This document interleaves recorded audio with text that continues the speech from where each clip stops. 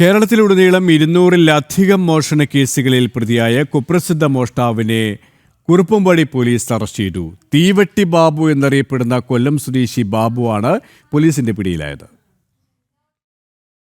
പുല്ലുവഴിയിലെ ബേക്കറിയിൽ നിന്ന് പണവും മൊബൈൽ ഫോണും ടാബ്ലറ്റും മോഷ്ടിച്ച കേസിലാണ് ഇപ്പോൾ പിടിയിലായിട്ടുള്ളത്. വെള്ളിയാഴ്ച രാത്രി 11:30-ക്കാണ് സംഭവം. ബേക്കറിയുടെ പൂട്ട് കമ്പിപ്പാര ഉപയോഗിച്ച് തകർത്ത് അകത്ത് കടന്ന് മേശയിൽ സൂക്ഷിച്ചിരുന്ന 15,000 രൂപയും മൊബൈൽ ഫോണും ടാബ്ലറ്റും പ്രതി മോഷ്ടിച്ചു.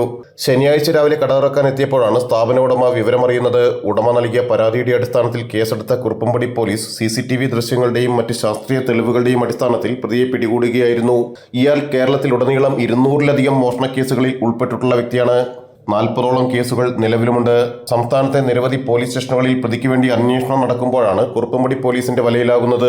മറ്റെവിടെ നിന്നോ മോഷണം നടത്തിയ ഒരു സ്കൂട്ടറിൽ കറങ്ങി നടന്ന് കടകളുടെ പൂട്ട് തകർത്ത് കവർച്ച നടത്തുന്ന പ്രതി ഇതേ സ്കൂട്ടറിൽ തന്നെയാണ് മോഷണ മുതലുകൾ കൊണ്ടുപോകുന്നത്.